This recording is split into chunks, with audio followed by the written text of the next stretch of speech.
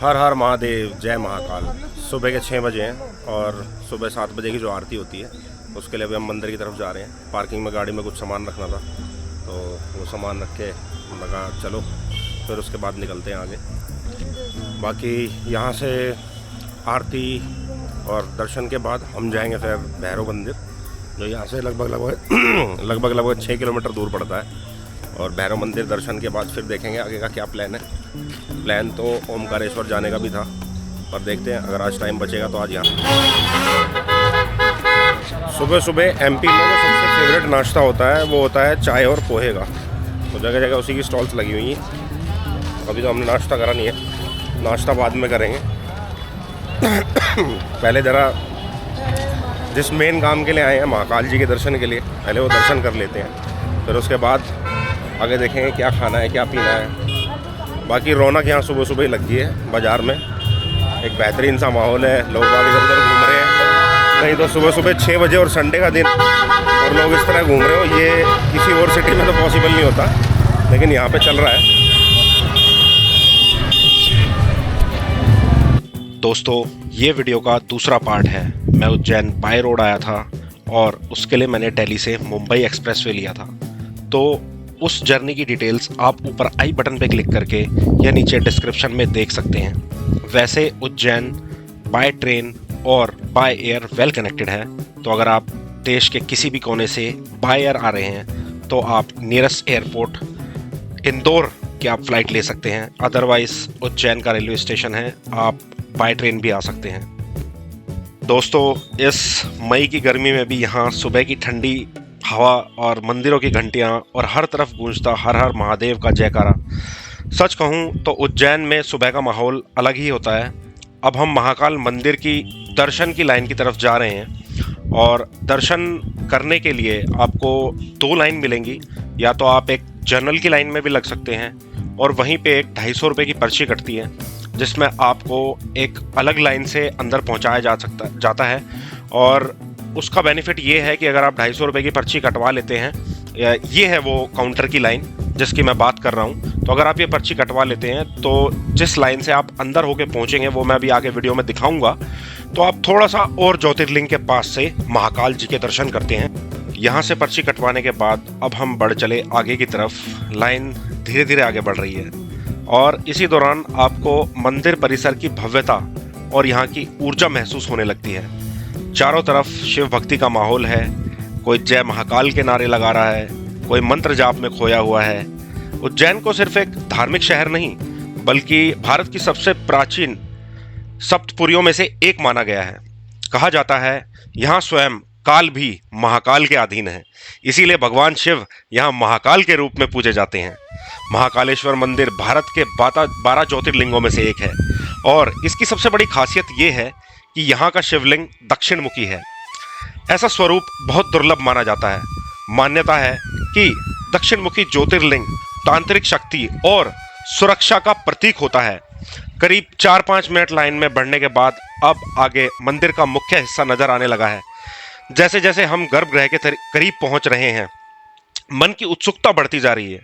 घंटियों की आवाज, ओम नमः शिवाय का जाप और भक्तों की श्रद्धा, ऐसे लगता है मानो पूरा वातावरण शिवमय हो गया हो। मेरे तो गूज बम्प्स भी आने लगे हैं। भगवान शिव की सबसे प्रसिद्ध परंपराओं में से एक है यहाँ की भस्म आरती। यह भस्म आरती सुबह ब्रह्म मुहूर्त में होती है और सुबह 4 बजे होती है, जिसके लिए एक ऑनलाइन पहले ही आपको अपॉइंटमेंट लेनी पड़ती है। उसके बाद आप भस्म आरती का पार्ट बन सकते हैं। और अब वो उस पल का इंतज़ार जो हर भक्त करता है, बाबा महाकाल के दिव्य दर्शन, वो जैसे जैसे मैं नियर बाय पहुंच रहा था वो समय आता जा रहा था। आरती शुरू हो चुकी है और मैं बस कुछ ही मीटर पीछे हूँ।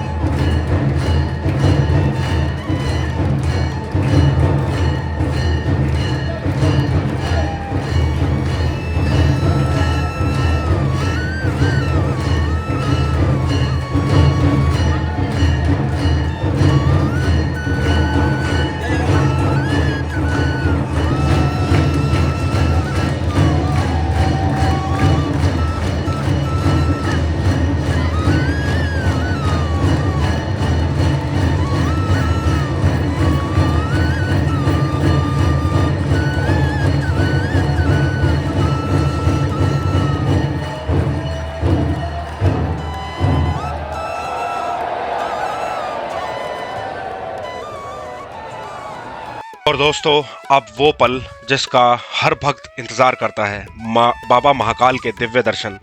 दोस्तों, कमेंट बॉक्स में जय महाकाल ज़रूर लिखना, क्योंकि ये दिव्य दर्शन बहुत मुश्किल से होते हैं। मैं 1.5-2 साल से प्लानिंग कर रहा था, लेकिन अब पहुंच पाया। दोस्तों, महाकाल के दर्शन के बाद अब हम मंदिर परिसर के बाकी मंदिरों की ओर बढ़ रहे हैं। बहुत कम लोग जानते हैं, महाकाल मंदिर सिर्फ एक मंदिर नहीं है, बल्कि एक पूरा आध्यात्मिक परिसर है।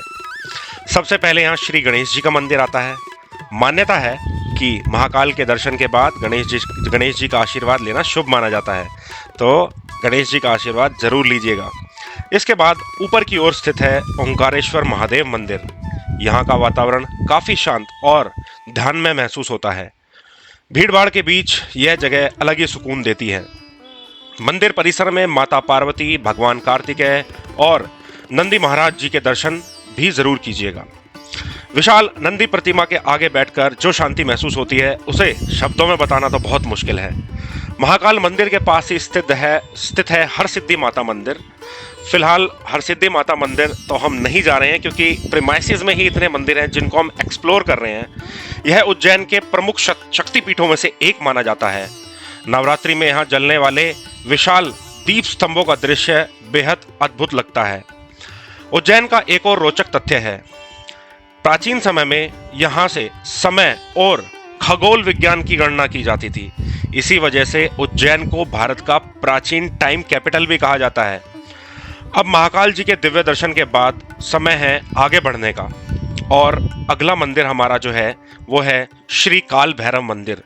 क्योंकि कहते हैं, अगर आप उज्जैन महाकाल जी के दर्शन करने आते हैं और काल भैरव के दर्शन नहीं करते, तो ये यात्रा अपूर्ण मानी जाती है। दोस्तों, उज्जैन के महाकाल मंदिर का परिसर सिर्फ एक परिसर नहीं है, यह बल्कि एक पूरा आध्यात्मिक ब्रह्मांड है, जहां हर दिशा में शिव की ऊर्जा, हर मोड़ पर एक कथा और हर मंदिर में एक अनोखा रहस्य छिपा हुआ है। जब आप ओंकारेश्वर मंदिर से थोड़ा और आगे बढ़ते हैं, तो आगे नागचंद्रेश्वर मंदिर भी पड़ता है। एक ऐसा मंदिर जो पूरे भारत में अनोखी परंपरा के लिए प्रसिद्ध है। यह मंदिर वर्ष में केवल एक दिन, नाग पंचमी के दिन खुलता है। यहाँ शिव नागों के आध्यात्मिक रूप में विराजते हैं। मान्यता है, इस मंदिर में दर्शन से नाग दोष और काल सर्प दोष शांत होते हैं। परिसर में जब आप आगे बढ़ते हैं, तो कोटि तीर्थ कुंड भी आता है। बहुत अच्छा लगा, मेरा फर्स्ट टाइम एक्सपीरियंस था। मैं अभी तक किसी भी ज्योतिर्लिंग के दर्शन करने नहीं जा पाया था, तो बाबा का बुलावा था और मैंने दर्शन करे और बड़ा अच्छा लगा। और सुबह मॉर्निंग में निकलने का तो मैं हमेशा फ़ैन हूँ। और सुबह 6 बजे हम यहाँ पहुँचे थे और अभी 8 बजे हैं, और 2 घंटे में अच्छी खासी भीड़ भाड़ होने के बावजूद भी हमने अच्छे दर्शन करे और अब बाहर आ गए हैं। और अब यहाँ से जाएंगे हम कुछ नाश्ता पानी करके भैरव मंदिर। तो अब हम पहुँच गए हैं श्री काल भैरव मंदिर की पार्किंग में और मंदिर की तरफ जा रहे हैं। और भगवान काल भैरव के दर्शन करने के बाद इस यात्रा का अंत होगा, क्योंकि एक यात्रा पूरी होती है तो दूसरी शुरू होती है, और भगवान का आशीर्वाद ले लिया है। दोस्तों, कहा जाता है काल भैरव बाबा उज्जैन नगरी के रक्षक हैं।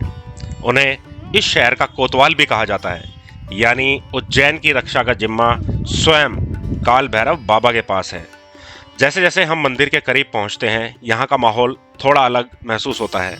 हाँ, मई की गर्मी है और करीब करीब 12 बज रहे हैं, तो सन इज़ ऑन पीक, तो बहुत गर्मी है। लेकिन उसके बावजूद जब आप यहाँ आएंगे तो आप गर्मी वर्मी सब भूल जाएंगे।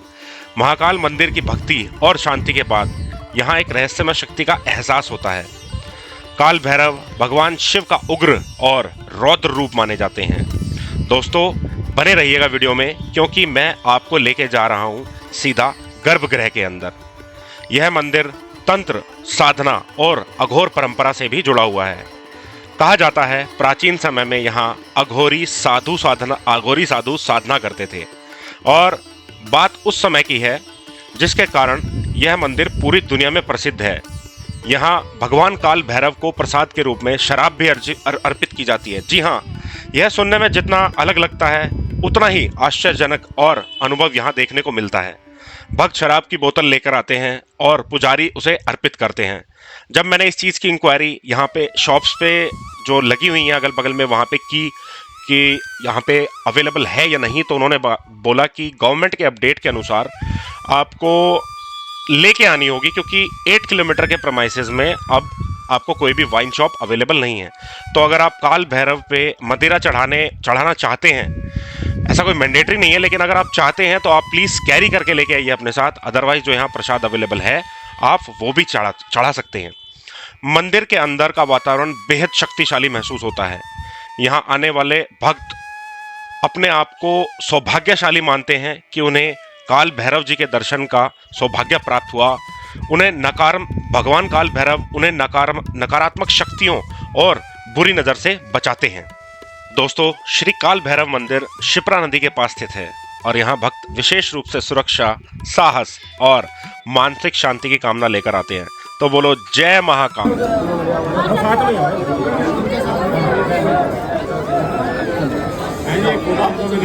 चलो जल्दी करो जल्दी करो।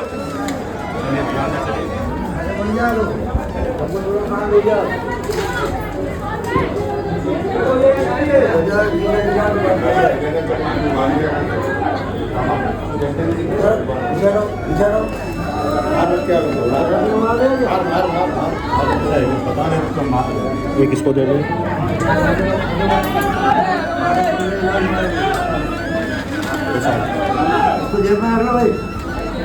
मोबाइल